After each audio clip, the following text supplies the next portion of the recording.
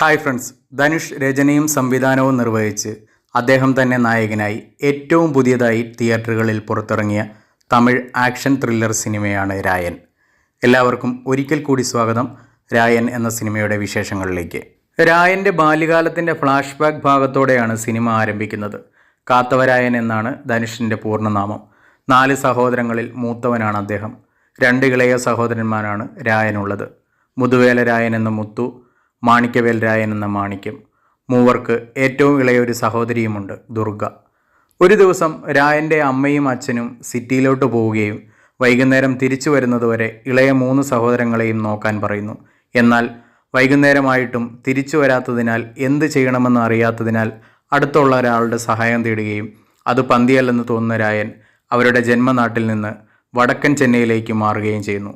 ഇതിനുശേഷം സംഭവിക്കുന്ന കാര്യങ്ങളാണ് രായൻ എന്ന സിനിമ പറയുന്നത്. എനിക്ക് സിനിമ ഒരുപാട് ഇഷ്ടപ്പെട്ടു. സിനിമയിൽ പോരായ്മകളില്ല എന്നൊന്നും ഞാൻ പറയുന്നില്ല, പക്ഷേ എനിക്ക് സിനിമ വർത്ത് വാച്ചിങ് ആയിരുന്നു. ധനുഷിൻ്റെ 50ാമത്തെ ചിത്രം എന്ന രീതിയിൽ വെയിറ്റ് ചെയ്തത് കണ്ടത് ഒരിക്കലും നഷ്ടമായില്ല. നടൻ എന്ന രീതിയിലും സംവിധായകൻ എന്ന രീതിയിലും ധനുഷ് തമിഴ് സിനിമയുടെ നെടുന്തൂൺ തന്നെയാണെന്ന് ഒരിക്കൽ കൂടി തെളിയിച്ചിരിക്കുന്നു.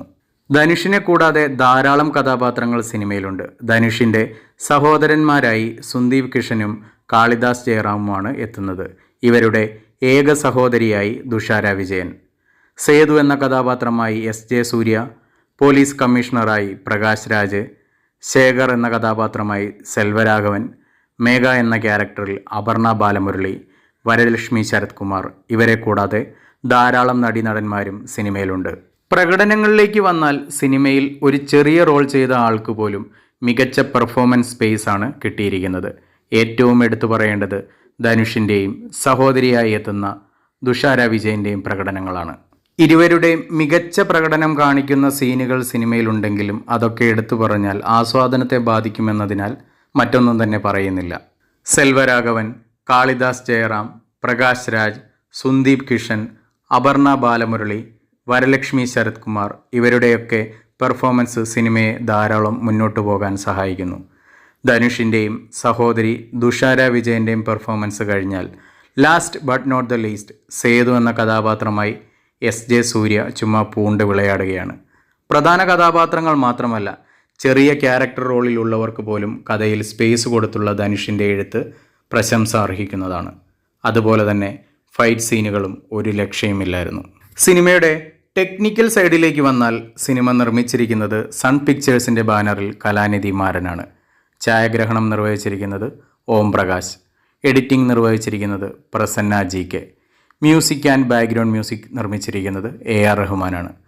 സുന്ദീപ് കിഷനും അപർണയും കൂടിയുള്ള ഒരു ഗാനമുണ്ട് സിനിമയുടെ തുടക്കത്തിൽ. ആ സോങ്ങൊക്കെ അടിപൊളിയായിരുന്നു. വിഷ്വലിയും സൂപ്പറായിരുന്നു, പാട്ടും അടിപൊളിയായിരുന്നു.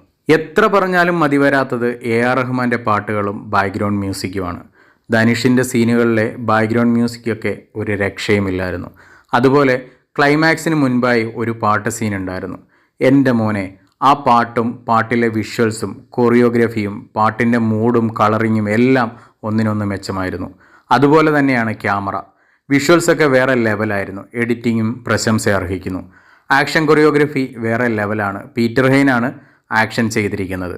കുടുംബ ബന്ധങ്ങളുടെ കഥ പറയുന്ന സിനിമ, സഹോദര സഹോദരി ബന്ധം നാം സ്ഥിരം തമിഴ് സിനിമയിൽ കാണുന്ന അണ്ണൻ തങ്കച്ചി പാസം എന്നതിലുപരി മികച്ച എഴുത്തിൻ്റെയും പ്രകടനങ്ങളുടെയും മികവിൽ കാണിച്ചു തന്നിരിക്കുകയാണ് രായൻ എന്ന സിനിമയിലൂടെ സംവിധായകൻ ധനുഷ്.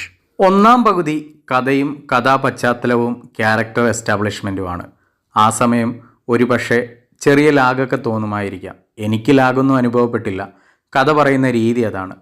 തിരക്കഥയുടെയും പ്രകടനങ്ങളുടെയും മികവ് സിനിമയെ മുകളിലേക്ക് ഉയർത്തുമ്പോൾ സെക്കൻഡ് ഹാഫിലെ ചില ലോജിക്കില്ലാത്ത കാര്യങ്ങൾ പൂർണ്ണമായും അംഗീകരിക്കാൻ എനിക്ക് സാധിച്ചില്ല. ധനുഷ് എന്ന നടൻ്റെ പ്രകടനത്തെക്കാളും എനിക്കിഷ്ടമായത് അദ്ദേഹത്തിൻ്റെ എഴുത്തും സംവിധാനവും സിനിമ അവതരിപ്പിച്ച രീതിയുമാണ്. ശരിക്കും ഒരു വിഷ്വൽ ട്രീറ്റാണ് ഈ സിനിമ. സിനിമയ്ക്ക് A സർട്ടിഫിക്കറ്റാണ് നൽകിയിരിക്കുന്നത്. സിനിമയിൽ നല്ല പോലെ വയലൻസ് ആൻഡ് ബ്ലഡ് സീനുകളുണ്ട്. മാക്സിമം കുട്ടികൾ സിനിമ കാണാതെ ഇരിക്കുന്നതായിരിക്കും നല്ലത്.